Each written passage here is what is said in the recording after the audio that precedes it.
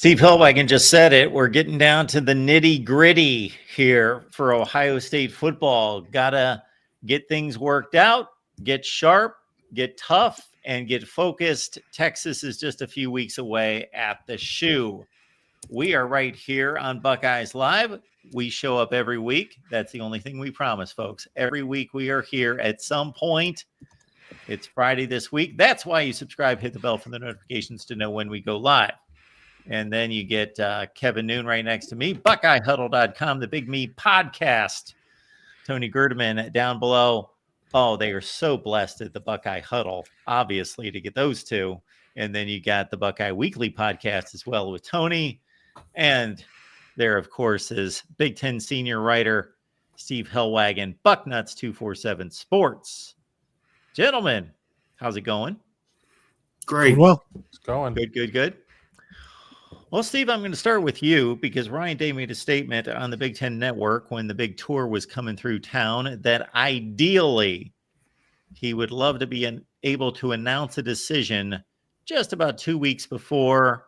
And that kind of makes sense. You let them battle for a couple of weeks, then you name a starter and everybody knows what the deal is and everybody can get on the same page and knows who the leader is. But it doesn't always work out that way, as you noted in the recent past. But your thoughts about the quarterback battle coming down to the wire?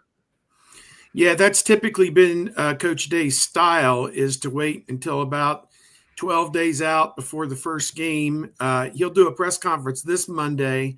They'll have a scrimmage on Saturday and then a press conference on Monday. And I presume the following week, the same thing, a scrimmage on Saturday and a press conference the following Monday or Tuesday. And that may be where we find out, that either Julian Sayin or Lincoln Kienholz will be the starter for the season opener against Texas. And kind of tracks that's how it has kind of gone down with the Will Howard announcement last year and maybe the C.J. Stroud announcement 3 or 4 years ago. The McCord and Devin Brown announcement wasn't made until about midweek, I think, of the first game, because that one really went all the way down to the wire. And the one thing that Coach Day maintains is that the locker room knows who should be the starter based on what they've seen in practice. So it's not something where the coaches can play a favorite or have a hunch that this guy is going to be better. It's borne out over the test of time. And, I think everything kind of points at this point to being Julian Sayin. I thought that he had a very good practice last Saturday. We got to watch 60 plays of 11-on-11 action at the end of practice. And to me, he seemed to be on point. And that's really nothing negative about Lincoln Kienholz either. But I think that, both of those guys are very capable. And it'll be interesting to see how Day kind of handles it and kind of how he answers the question this coming Monday. I mean, is he ready to do it already 3 weeks out? But more likely it'll be the following week. Tony? I'm just reading through one of the questions about, is this a legitimate competition? It's like, yeah, because nobody's done enough to win the job yet. So in that way, Lincoln Kienholz can absolutely win it. Julian Sayin, of course, can absolutely win it. Nobody's a returning starter. Nobody has any built-up credibility other than the fact that Julian Sayin beat out Lincoln Kienholz last year as the number 3. So why not expect this same thing to happen for him to beat him out this year? And I think that's where most people are. But that second scrimmage is going to be big. And that's, as Steve said, the team at that point will probably have a pretty good idea anyway. And when we saw him, Julian was completing passes, but it's still going to come down to, I think, as Billy Fessler said the other day, like third downs, red zone, the situational stuff that they have to execute in, and whoever executes in that, in 2 minutes, whoever executes better in that, it's probably the guy that's going to execute better in everything else as well and be the most consistent guy. I mean, and ultimately, there's no real rush to get the decision out there. I mean, if you're more skeptical and you believe that, that this is a competition in name only, which I think is just, maybe being a little too cynical, but there still isn't any reason to get it out there till about 2 weeks prior. At that point, the hay's in the barn. Everybody's kind of locked in for the season. Whoever loses the competition has had enough reps to where they feel like they got a good opportunity, and you just kind of go from there. I mean, there's a lot of football to be played, and I think one of the biggest downsides on roster management that I've seen, certainly through Day, probably back through Urban, is not getting young guys enough reps and then lamenting the following offseason, oh, if we only could have gotten him more reps. Well, there's a way to change that, and that's by getting him more reps. And that doesn't mean that I'm advocating a 2-quarterback system, as they say. If you got 2 quarterbacks, you ain't got none, or anything like that. I mean, and this isn't going to be something as polar as Stanley Jackson and Joe Germain, 2 vastly different styles of handling the position. These are 2 guys that could run largely the same playbook. A little different in stature, obviously, but they could run the same playbook in terms of their abilities. But I think we'll ask on Monday if a decision's been made, and even if a decision has been made, we'll be told no, and then maybe the following week we'll get a decision at that point, because at some point you do have to get it there, because somebody's going to be getting 80% of the ones, the first team snaps once you're doing true install and installing for Texas. Our buddy Genetics 56 is going the conspiracy route. Do you think we actually have a quarterback battle, or was BTN told to make it appear that way? Well, I think the thing about going to practices right now is that they're splitting the reps evenly. So, I mean, this is not something that's designed for TV. This is designed for the players to compete for the job. So when you're watching, and I assume they're still they'll do some 1s versus 1s and 1s versus 2s and 2s versus 1s and 2s versus 2, but they're also split up quite a bit. So sometimes this quarterback only has half of the first team. He's got half of the second team. The other quarterbacks, vice versa. So they're trying to be as even as possible in this. And if you're watching during that, you're thinking, well, this sure looks like a quarterback competition to me, because everything's even right now in terms of who's getting the reps and who's getting the best players and who's getting the walk-ons and who's getting the third teamers. So while all of that is even, then the quarterback battle is still on, whether TV is there or not. Now, at some point, though, like Kevin said, you're going to move to a 1 who's going to work more with the 1s. And I don't think they're there yet. Yeah, I agree with Tony. I think that it's not something that's contrived for TV or for the Big Ten Network. I think that this was obviously just where they're at on August the 7th when they were there. Today's the 8th, obviously. And, this first game is coming at us quicker than the speed of light, it feels like. So to me, I think they're just trying to get as much work for these guys as possible.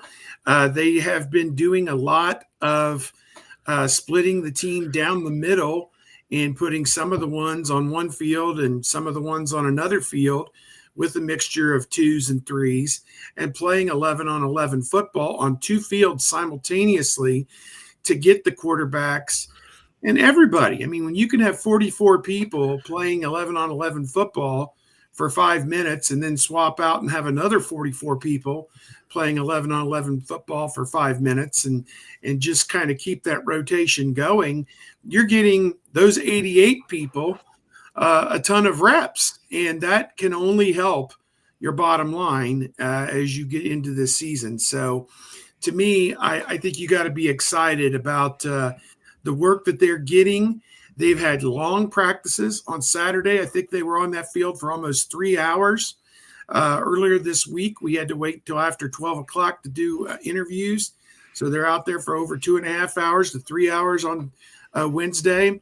They had another practice today. It was maybe not quite as long because they are having theoretically a full-on scrimmage tomorrow. So Friday is sometimes a lighter day to get ready for that scrimmage so everybody can be their best on Saturday. So, they are doing everything they can to maximize the performance of all these players who figure to play.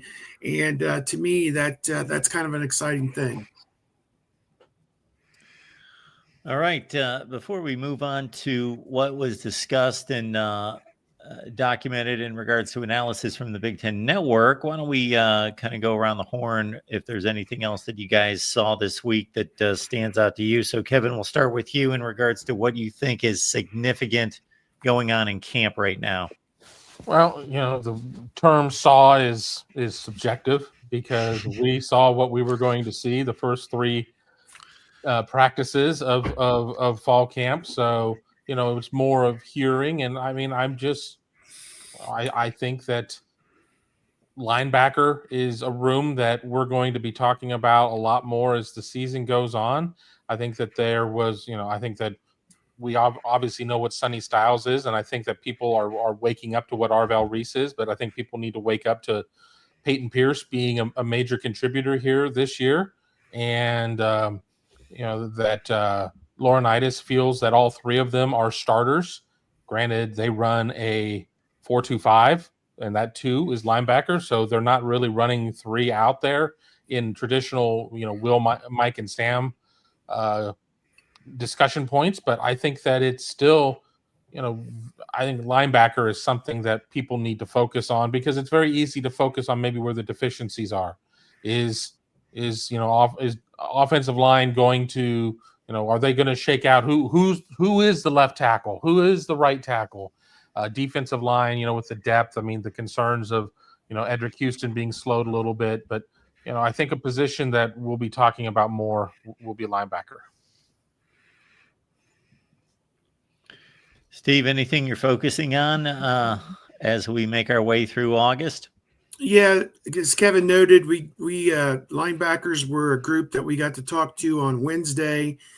Very impressed with them. We got the running backs today, the quarterbacks back on Tuesday, maybe, I think. So 3 position groups this week. We had the wide receivers last week, at the end of last week. So we've talked to 4 of the position groups so far. I think we'll get into the linemen next week, defensive linemen, offensive linemen, and Coach Day each have a day next week. So I would agree with him. Peyton Pierce is a guy that when you listen to James Laurinaitis, that he considers him essentially a starter along with Sonny Styles and Arvell Reese, even if they're in a 4-2-5 alignment and Pearson isn't on the field for the first play. When he puts him in the game, he expects no drop-off in production from Peyton Pierce, the youngster. I believe he came in from Texas. Isn't that right, fellas? Yes. So he's in his second year in the program, and he is really starting to impress people. When we were at practice, we got to watch the first 3 days. And as we mentioned, got to see a good bit of this 11-on-11 work last Saturday. The one thing that hasn't changed is Jeremiah Smith. He made a catch that I think that their social media people put up on the Ohio State football Twitter account, where he had to make an adjustment in the air to a pass from Julian Sayin and come back to the ball and fight off Bryce West, the DB, and made this amazing one-handed catch falling down. As I was watching it live, I didn't realize it was a one-handed catch until I saw the replay. And, Smith got up from the play and was kind of exasperated, one, by how he had to exert to make that catch, but maybe just how difficult it's been on the offense going against this defense to make good plays. He got up and threw the ball toward the goalpost down at the end of the field. That's how he's probably the only guy on the team that can get away with that. But it was kind of like a moment of relief for him that he stood up. I don't know if they included that part on the social media clip or not, but that was kind of a funny moment. It got everybody laughing, for him to stand up and almost out of exasperation, we made a play, But there have been more plays like that made. Brandon Ennis, to me, one of the 2 days, he was just on fire. Carnell Tate is still Carnell Tate. And Max Clare and Jelani Thurman has really stepped up as well. So, yeah, they've got people they could put the ball in their hands, throwing the football, and they're going to make plays. I have no doubt about that. Jeremiah Smith, not a flash in the pan. Noted. No, Got it. doesn't appear Okay. like there's going to be a sophomore jinx on Not a fluke. this cat. Okay. All right. Yeah, sophomore slump for Jeremiah would be 1,200 yards, 12 touchdowns. Yeah, 14 touchdowns, 13 touchdowns. Yeah, To not exceed his numbers from last year would be a slump. Well, and the thing is, there's going to be so much more attention on him that he may not and still be just as effective, not unlike Marvin Harrison as a junior. I would say I would agree with Steve about Brandon Innes. He's been very, very good in camp. Ryan Day talking about Austin Searveld being at left tackle right now. He was still there yesterday as well. So I think that's definitely new. He played there some in camp last year, but he played everywhere. So him at left tackle and Ethan Aniano at right tackle. We'll see if that's something that sticks. Today talking with James Peoples, he mentioned Caden McDonald at nose tackle as somebody that just continues to show up when he's trying to run the ball. So I think those are all good signs. And just the way everybody talks about Peyton Pierce and the linebackers as a whole, I think that's very positive. Getting to see Jeremiah Smith do what Jeremiah Smith does. We didn't really get to see any of that in the spring. Like there are no big plays from him necessarily in the spring.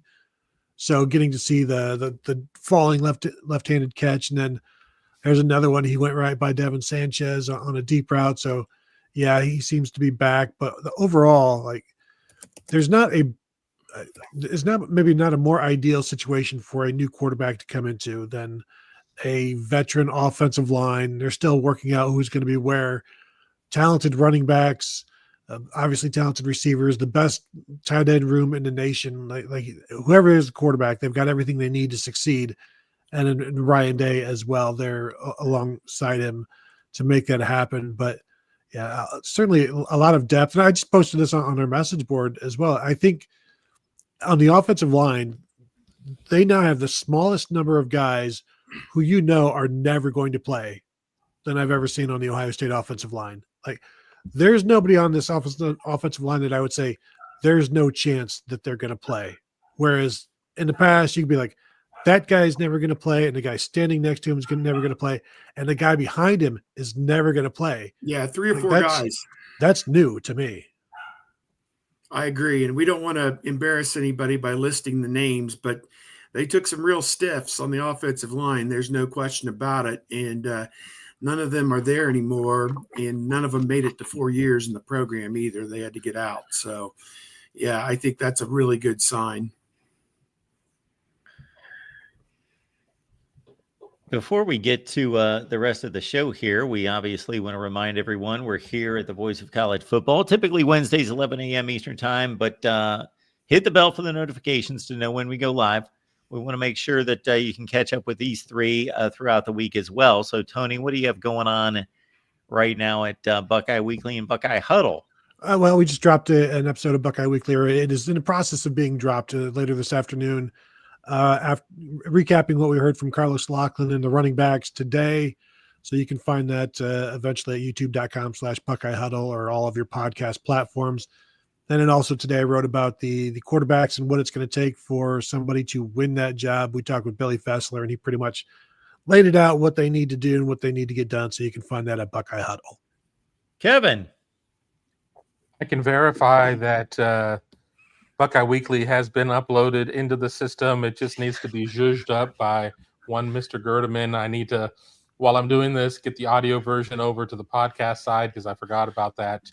As for myself, I'm starting to put notes together for week 1 tail of the tape. And as I warn everybody, it's a very different piece at the beginning of the season than it is at the end of the season because I don't have any data points to run on. So it's just like, it's not, I mean, I'm not saying don't read it. I'm just saying don't expect me to come up with 17 interesting factoids when I'm having to run 2024 numbers.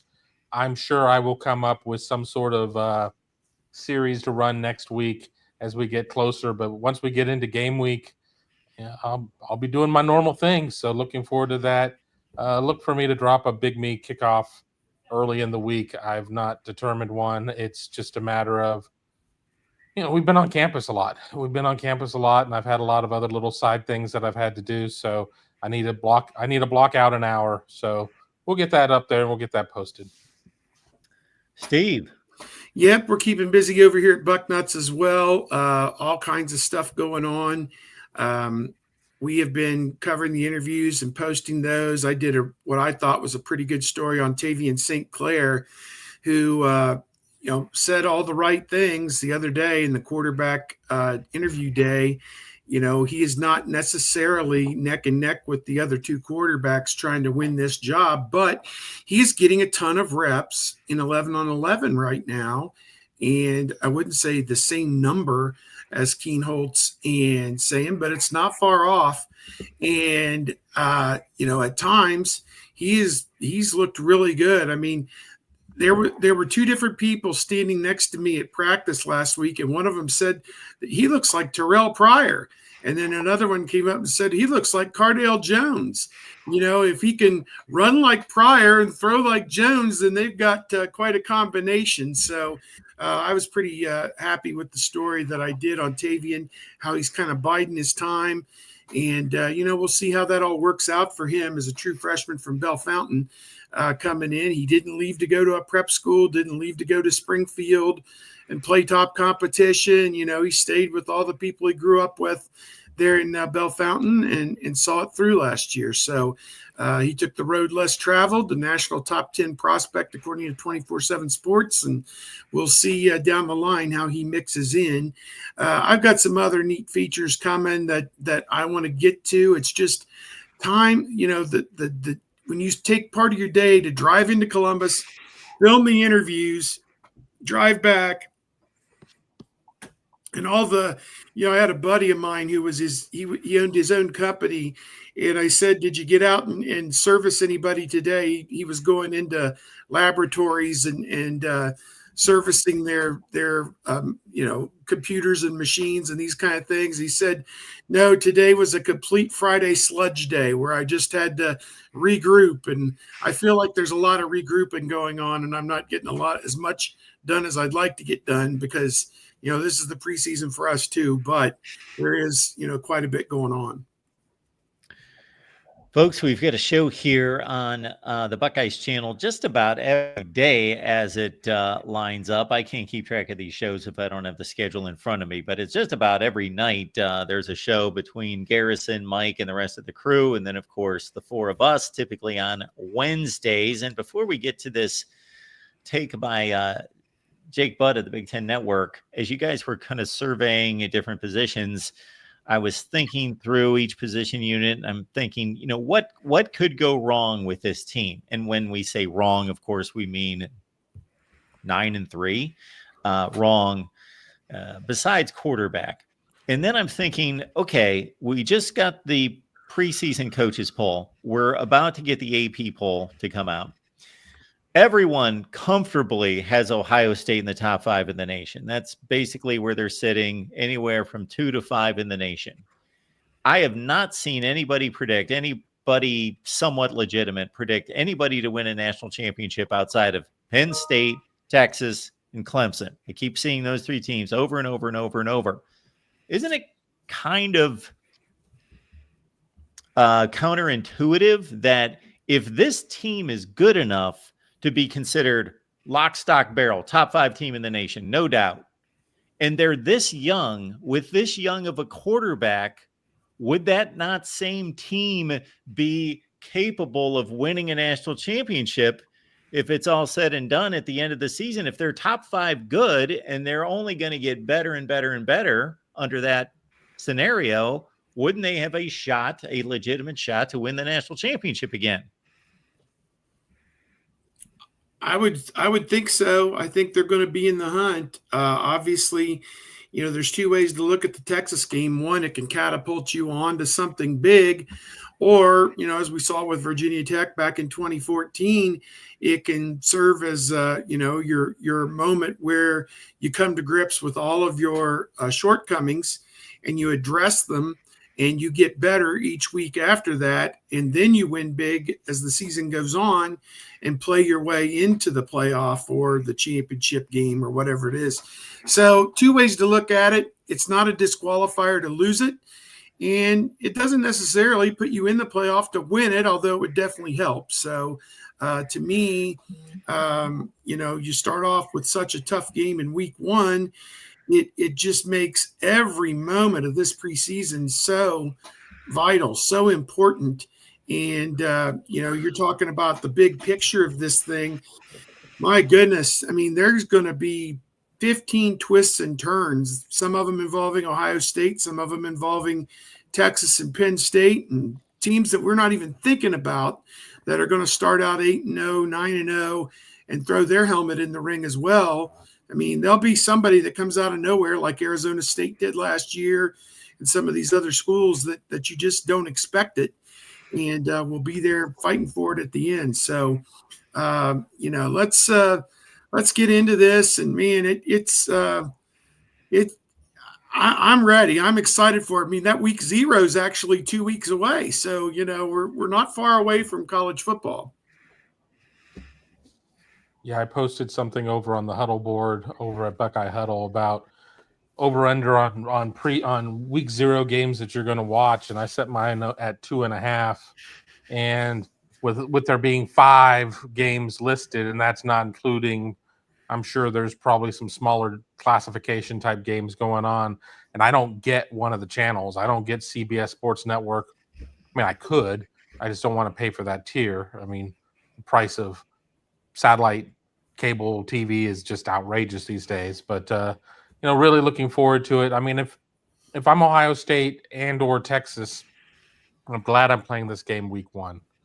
I'm glad because it's going to be a lot more difficult once these teams have had 6-7 games of seasoning to take them on. A new quarterback in Julian Sayin or Lincoln Keenholz, a newish quarterback in Arch Manning, certainly a new offensive line for Texas, newish lines for Ohio State. I mean, it's a lot better to get this week 1. I'm gonna speak in absolutes here. The team that wins this game absolutely is going to the playoffs, barring the wheels coming off of the car on the highway, and then the car going into the river, and then becoming a boat, and then becoming parked down at Davy Jones' locker. The winner of this game is going to get into the playoff, and the loser of this game probably is going to get in the playoff. But it's a good measuring stick to have to see kind of where you stand. You follow it up with easier non-conference games, and then you get into conference play.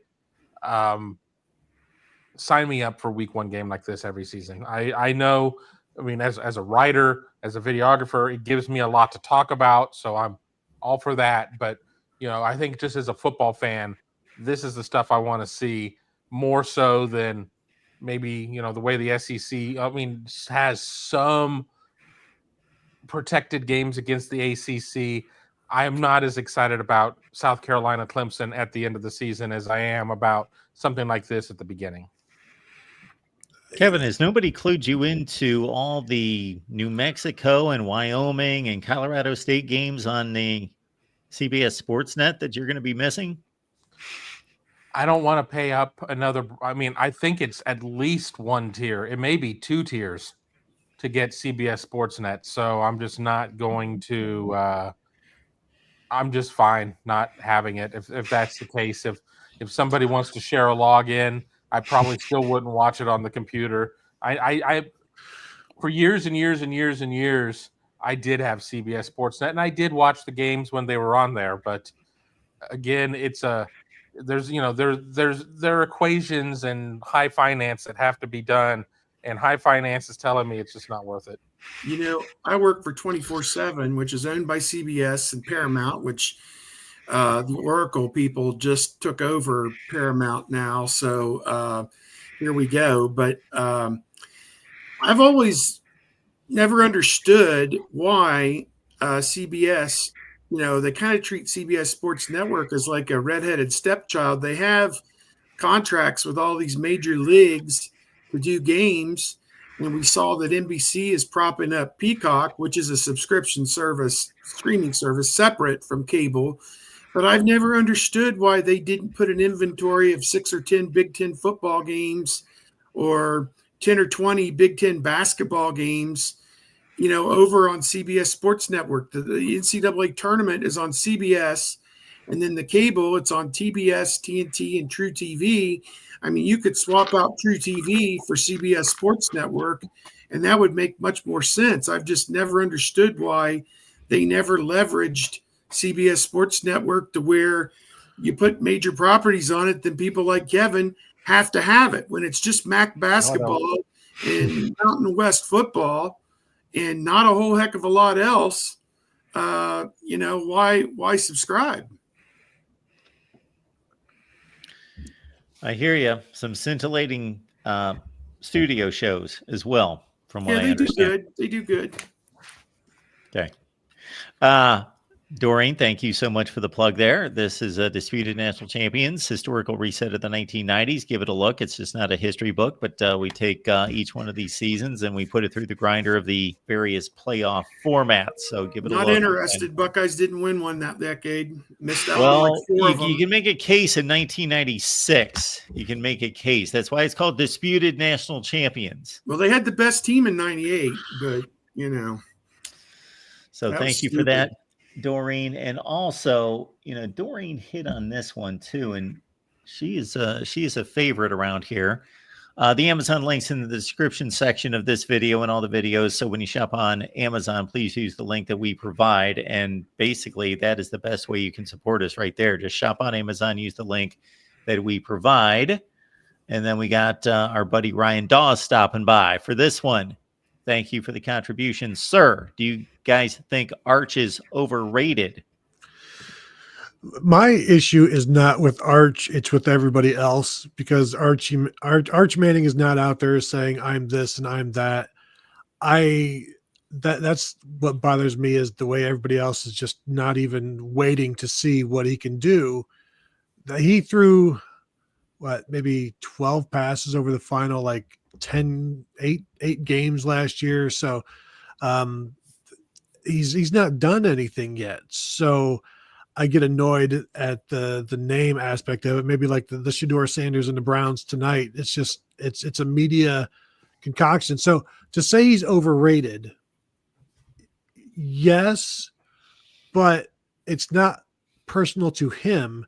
And this is more a statement on the people doing the rating. Like, there's no reason, there's no proof, there's no evidence that he should be all SEC this year. Like, there's no reason people should be picking him over Garrett Nussmeier or even Lenore Sellers. Yeah, like, there's no evidence to that. He's not proven enough. So if you want to, talk about projections, that's fine. To label him the best at this or the best here, that's a statement that is not a fact. That's an opinion.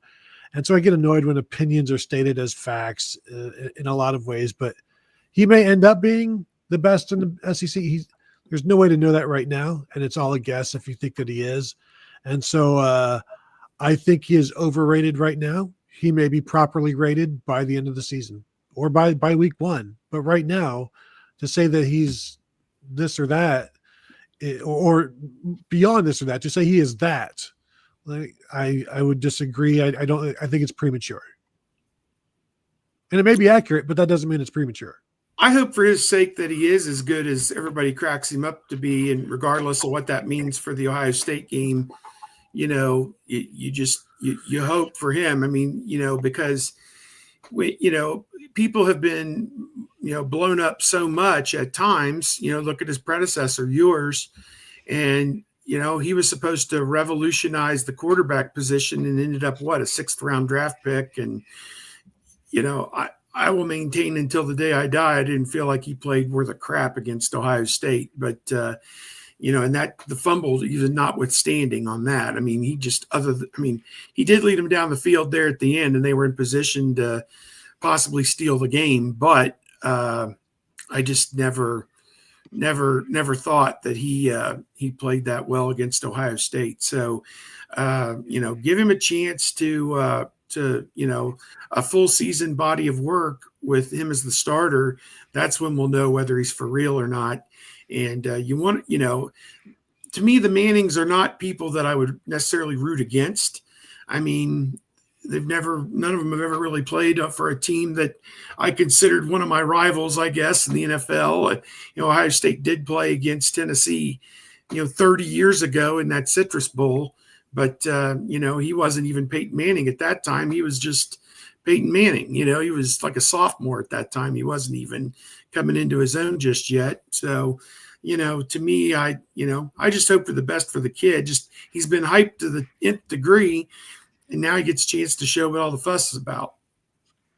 Yeah, to Tony's point, I mean, it's not like this kid's out there cutting promos talking about how good he is. I mean, everybody else is talking about how good he is. So, overrated needs to fall at the feet of the Raiders, not the Raiders, the Raiders. Mm-hmm. The And Raiders. I mean, I would want my starting quarterback maybe to have some swag about him and everything else. And that's all well and good. But if you listen to interviews with Arch, he's pretty humble. I mean, at least he's been trained to be humble. We'll see. I can't, haven't spent any significant time with the kid ever in my life, so I don't know what he's like, on camera, off camera, or anything like that. But he certainly has the talents. I mean, he has the talents to be pretty good. Should he be on a short list for the Heisman? That's a lot of projection at this point. But again, that anybody who has put money on Julian Sayin to win the Heisman with some decent odds or whatever is projecting. So I guess I don't have a problem with that. Well, I think the better upside is betting on Julian Sayin to win the Heisman, because it's the odds are much longer. Whereas with Arch, a little bit more about him, but the odds are much shorter because I think he might be number one, right? He might be the Heisman favorite at this point. But I agree with Kevin. The Raiders are the overrated ones here, and just let Arch do his thing. We'll see what happens. It reminds me of the Tim Tebow phenomenon.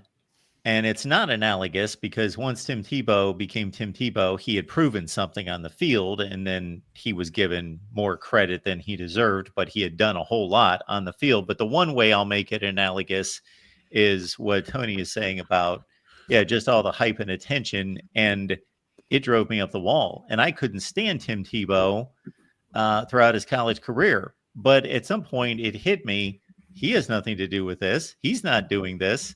He's just being shoved down everybody's throats, and it's getting sickening, but he has nothing to do with it. I remember an SEC championship game where Florida scores a touchdown, takes the lead against Alabama. They kick off, and some Florida special teamers make some crazy hit, just steams down the field, runs through three blockers, just trucks some Alabama player, return guy at like the 8-yard line just to get the team fired up. And we never heard the guy's name. We're looking at Tim Tebow on the sideline, and it's all being credited to Tim Tebow's fired up the team. And I'm like, can you even give me the name of the dude that just did this? We're looking at Tim Tebow standing on the sidelines instead of this dude that just blew up this ball carrier. Just stuff like that drives me crazy. But Tebow and Manning, nothing to do with it. And since Tebow has left football, I have a lot of admiration for what he's done past that. It's the deal with celebrity. Build them up, tear them down. All right. Let's get to the Jake Butt take on the Buckeyes. And you always have to be careful what word you put next to certain people's last names just to make sure it comes out the right way. But anyway, so we've got this take posted on X. And Steve, thank you so much for suggesting this. Okay, so the Big Ten Network crew, of course, made their way to Columbus this week. So he starts out with the quarterback battle. Different guys. Julian Moore, pure passer, felt he was more accurate technically operating the offense today. Lincoln is a bigger, stronger athlete. When he pulled the ball in, read options, you get to see a special athlete in space. Maybe we see both because of the complementary skill set, both getting reps with the ones. Not concerned about the position. Either guys will be fine. Yeah, I like what he's saying there. Sounds like they can win big with either one of them, and that's kind of my diagnosis as well. I do believe that Sayin accuracy is probably his big calling card, and his ability to get the ball to his playmakers in space is going to be what sets him apart. Keenholz, again, he has that running component, which is great. I don't think that you put Keenholz in the game and call a running play. I think that makes very little sense, because if you get into some type of a trend of doing it that way, then people will know what you're doing when you send somebody else in. But to me, I guess I see a point to it. I don't think we're going to see whoever's number 2 sub in, in the third series of the first half or anything like that at this point. I think it's going to be the starters' game to go out and win, and if they can work the other guy in, then so be it. But to me, there's a diminishing return when you split it up like that, to me. We certainly have seen through the years places employ a short yardage quarterback or a running quarterback, and that's a better example. Yeah, and I think that, whether or not we're going back to Tebow Leak at Florida, or how we were even going back to Texas last year, where Manning was the running quarterback and Ewers was the throwing quarterback in those types of situations.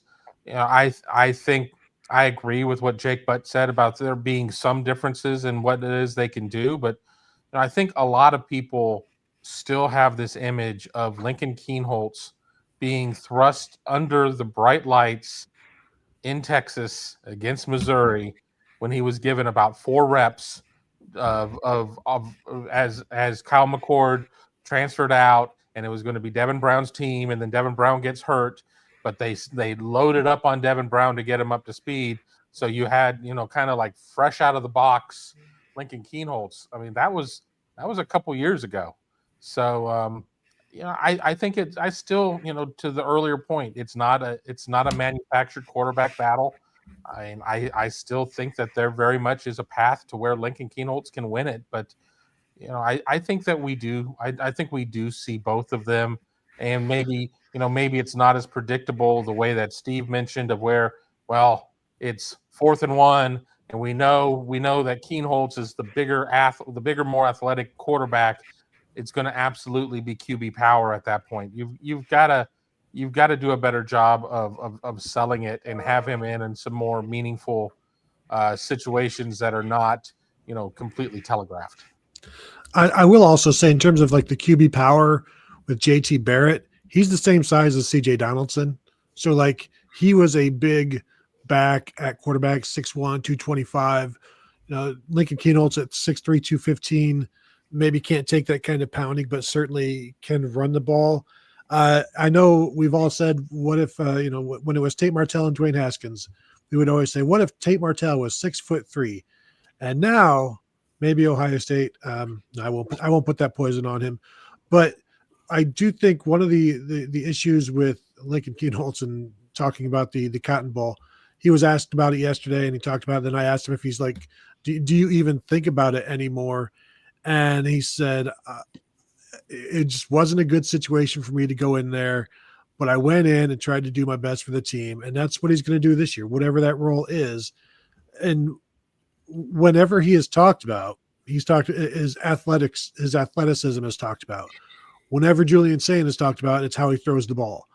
So when those are the two main descriptions for quarterback battle, it would seem like Lincoln Keenholz has some ground to make up on this one. And what Jake Butt says there is everything that we saw on Saturday. A lot of what we've seen in the earlier 2 days. I thought Lincoln was a better quarterback the first day. I thought they were pretty even the second day. And then Julian was significant. Everybody said he was the better quarterback that day in terms of his accuracy, completing the passes, and just, getting the ball to the receivers.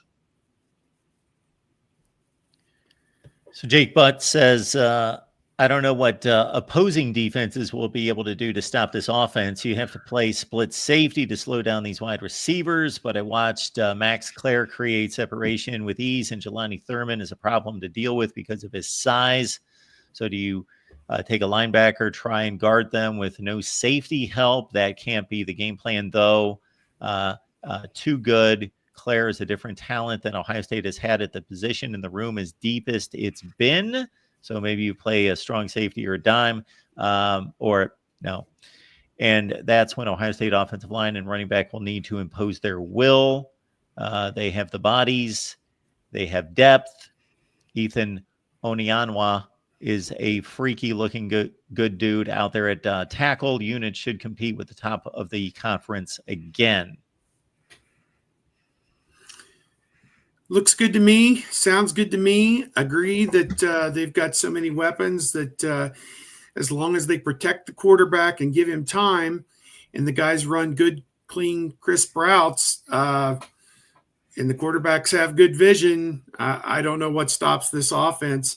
I don't want to say they're going to throw the ball to be able to run it, because we all know they're going to come out on first down and try and establish the run, get their toughness going, because that's what Ohio State does. But it's going to be a lot of fun to watch this offense, I think. And I think that Jake is encapsulated the issue that opposing defensive coordinators are going to have, that you better have good personnel in that back seven or you can pretty much forget it. So, you're going to get scored on.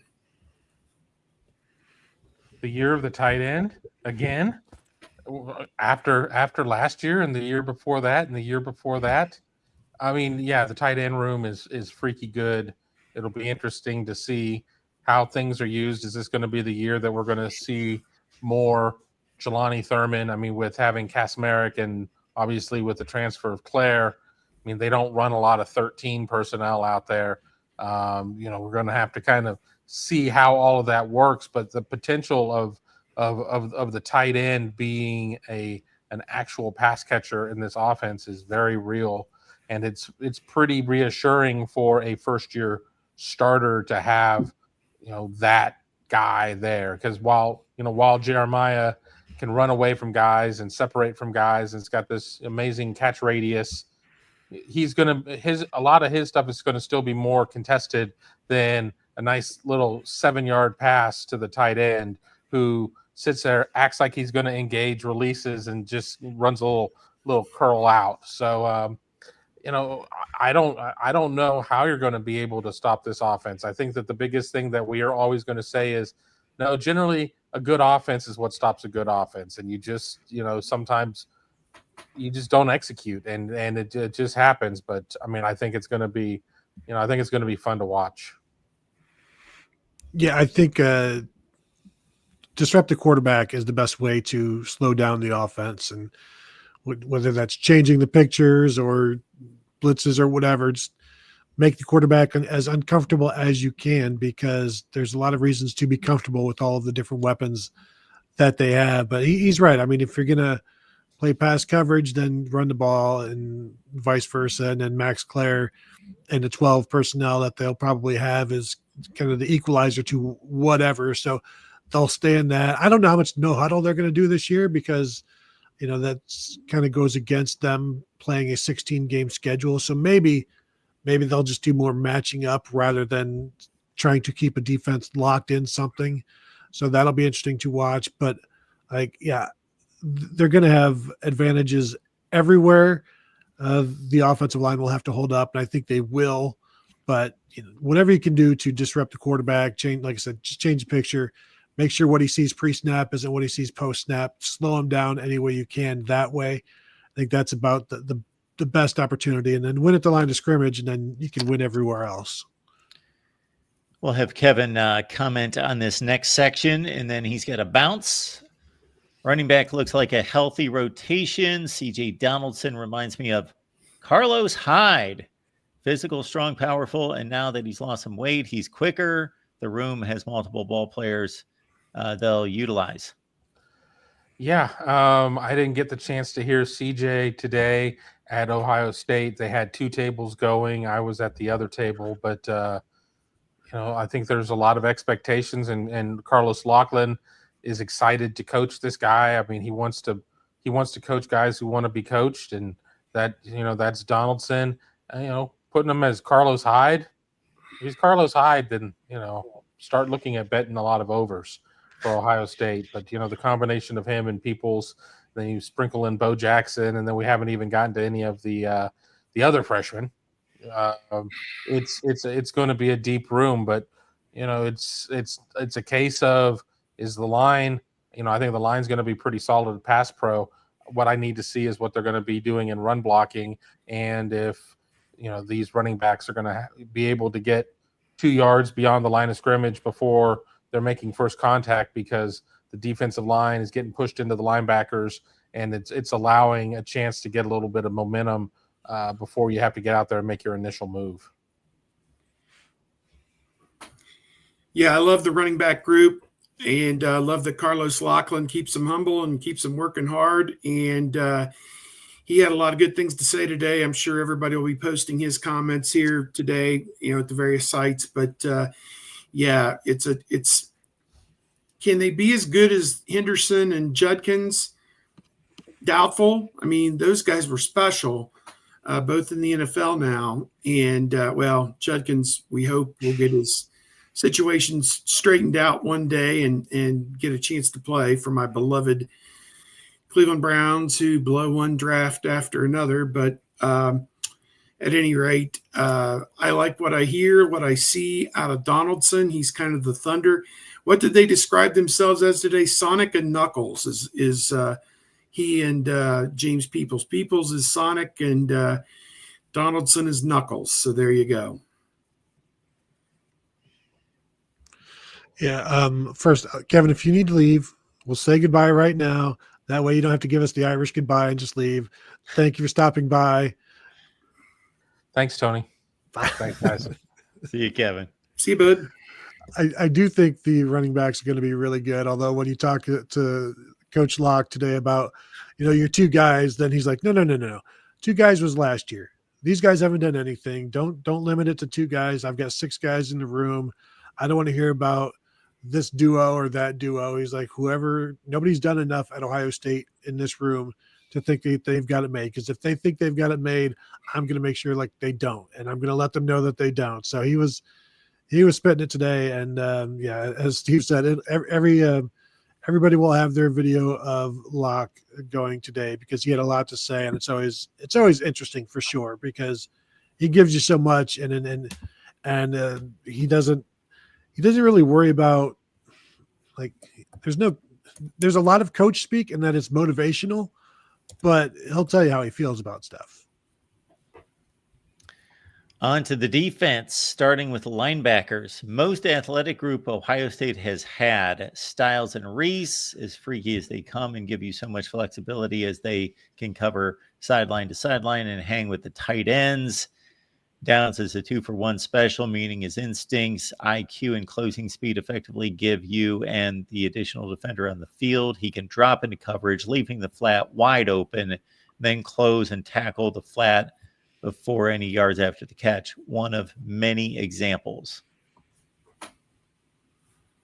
Yeah, he's Downs is a difference maker. He allows them to do a bunch of different things. He creates this flexibility in whether they want to be able to stop the run. Is he an extra linebacker, or is he a deep safety, or is he a nickel? Because he can cover that way. So he can do a lot of things. He can come off the edge, basically. And we saw that as the season went on last year. He just played wherever, and kind of like a utility guy on a softball diamond, whatever. You just go run around, make plays, do what you do. But Sonny said it at regarding the athleticism of the linebackers. Sonny is listed now at 6'5", 243 pounds. We know he came here as a safety. He said him and Arvell he thinks they're the 2 most athletic linebackers in the nation. And whenever you ask them about Peyton Pierce, they both, they'll tell you, like, he's just downhill. Like he just comes crashing in downhill and hits the right gap and he tackles. So I think this should be a good tackling team. I was going to say it should be very good against the run, but that will get to the next point here on how good they are against the run with the defensive line. Yeah, agreed with all that. Downs is a stud. Styles is a stud. Reese could be a stud. And to me, they are so deep at corner and fairly deep at safety as well. So I like the trajectory of that backs, whatever it be, back 7. Yeah. All right, short paragraph, but mighty important. D-line is the key. I would put their floor as a top 5 defensive line. The question will be the ceiling. Can they dominate and control teams the way last year's unit did? They have the size and physical attributes to do so. James Peoples had some good things to say about Caden McDonald at nose tackle today. Said you always know when he's in there because he takes up a lot of room and he occupies and he stops to run.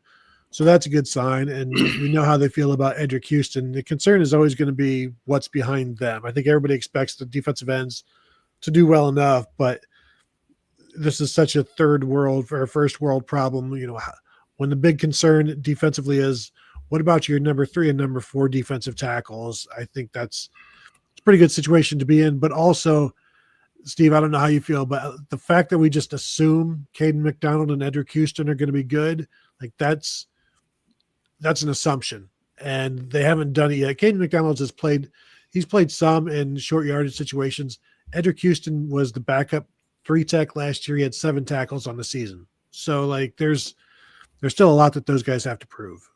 Yeah, K-Mac has been very disruptive in the practices that I was at, getting into the backfield, stopping ball carriers for no gain or for losses, and even tracking down plays at 320 pounds to the sideline. I mean, he, excuse me, I don't know if you call a 320-pound guy a freak, but he's got some unique ability and is a good football player.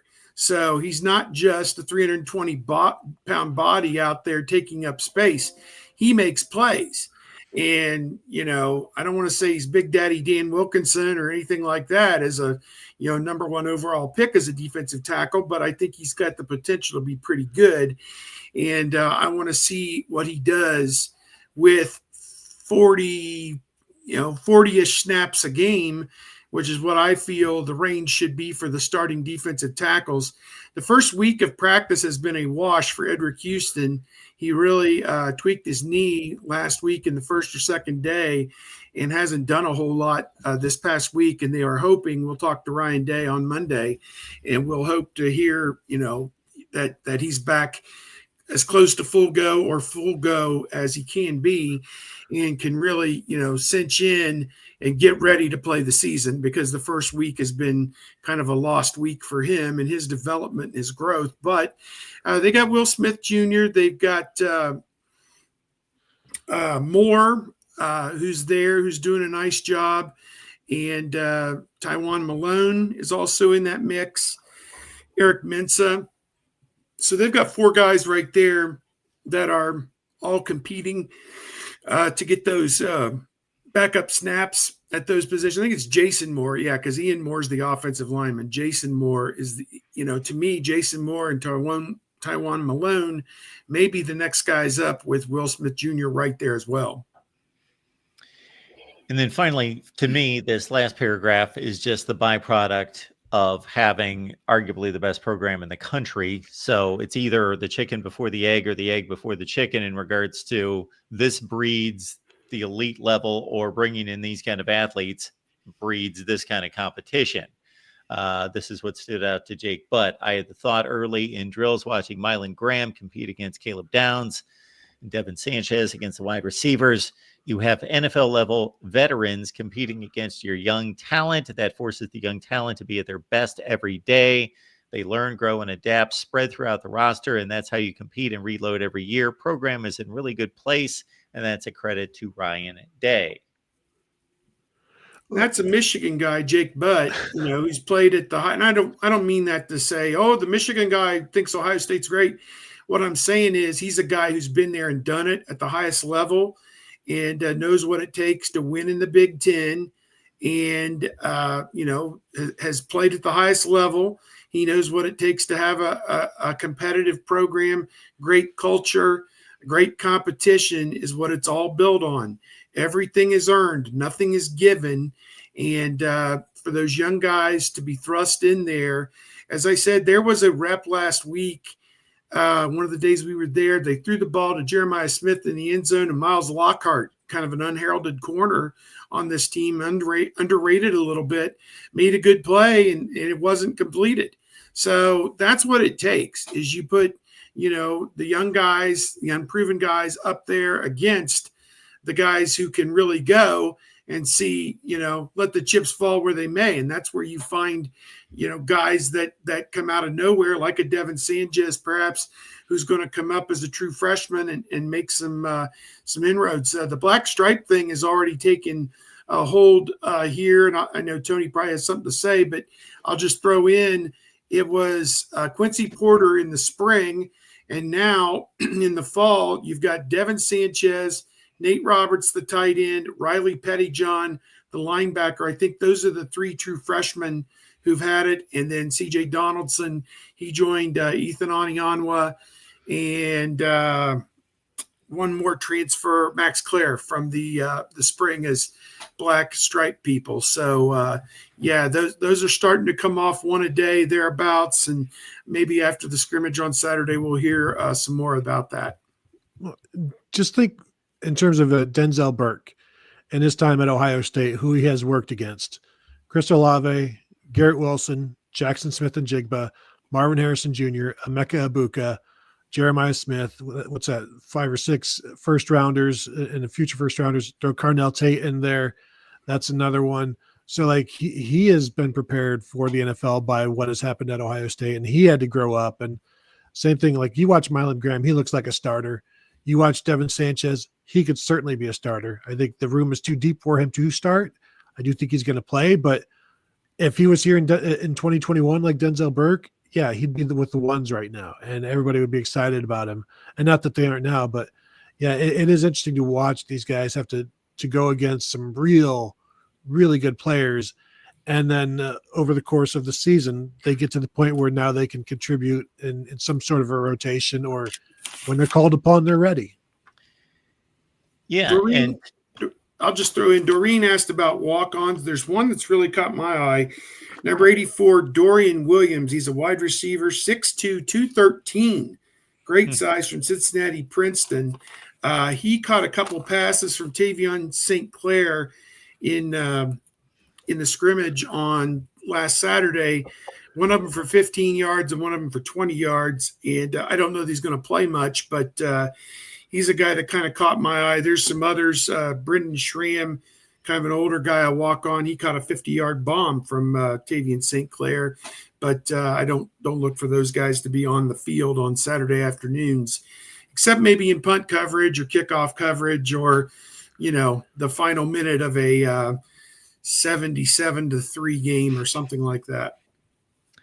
What comes to mind for me, Tony, as you review it in looking at this paragraph from the standpoint of the competition between two position units, and the easiest one to break down besides offensive line, defensive line is, cornerbacks and wide receivers, is not just that competition, but the competition within the unit, within the room. Because even if you take this to a top 15 or 20 program in the nation, they may have a wide receiver or a cornerback, pick the position, who's so much better than everybody else in the room. And then the second guy is significantly better than 3 and 4 and on down the line, that it's only human nature that if you're so much better than everybody else in the room, that your work ethic may not be what it needs to be.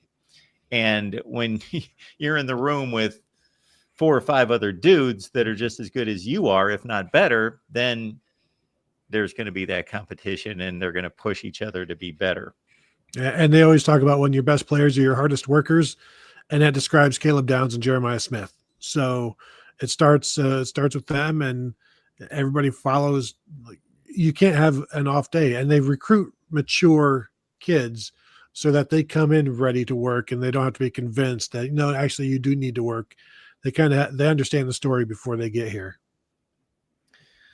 Folks, we appreciate you being here at Buckeyes Live here each and every week. Again, Tony Gerdeman's at BuckeyeHuddle.com, and the Buckeye Weekly podcast is one to catch right here on YouTube. For Steve, it's Bucknuts247 Sports. Catch him there every day. And again, we are live just about every night here on the Buckeyes channel. We'll be back here next week, and we will see you then.